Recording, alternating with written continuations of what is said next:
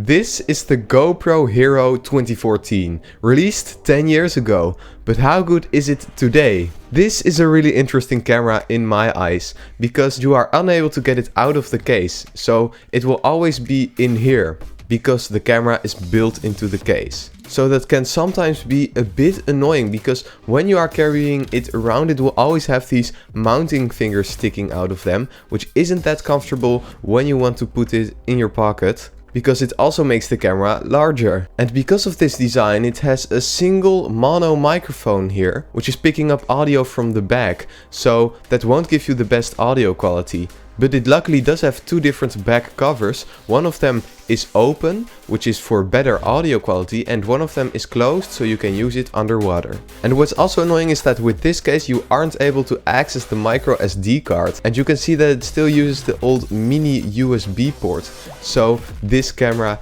is still using pretty old technology. But just because it uses old technology doesn't mean that it's still a bad camera. So for shooting options, it can shoot in 1080p at 30 fps and 720p at 60 fps. Which of course for today's standards isn't great at all. However, that doesn't mean that the image quality is bad, because you can pick these up for about 30 or 40 euros used, which isn't that much, and it only has a simple 2-button control, and it doesn't have the Pro Tune settings that the other GoPros have, and it has a built-in battery, but because it doesn't have a screen on the back and only uses this front screen for settings, it actually has a good battery life, because it's using 1080p 30 fps and it charges pretty quickly, and it has this simple battery indicator here, and you can switch modes by using the power button. And because I am in the PAL region, you have 720p super view at 50 and 720p at 50 fps, so you only have the wide or the super view option. And even though you don't have a screen, because it has such a wide angle lens, you don't really need a preview of what you are shooting. So how good is the image quality of a 10-year-old GoPro? Well, the short answer is that it can actually produce some decent images when you are in really good lighting conditions. And if you know what you're doing, you can get some good results with it.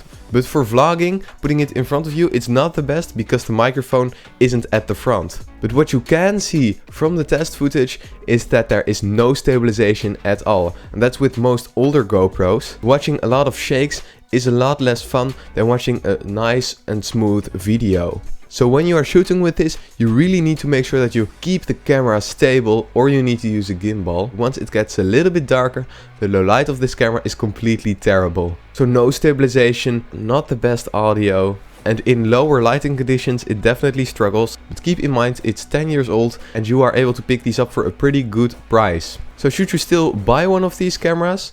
Well, if you know what you're doing with it and you don't mind having no stabilization, then yes, you can still get some decent images out of it.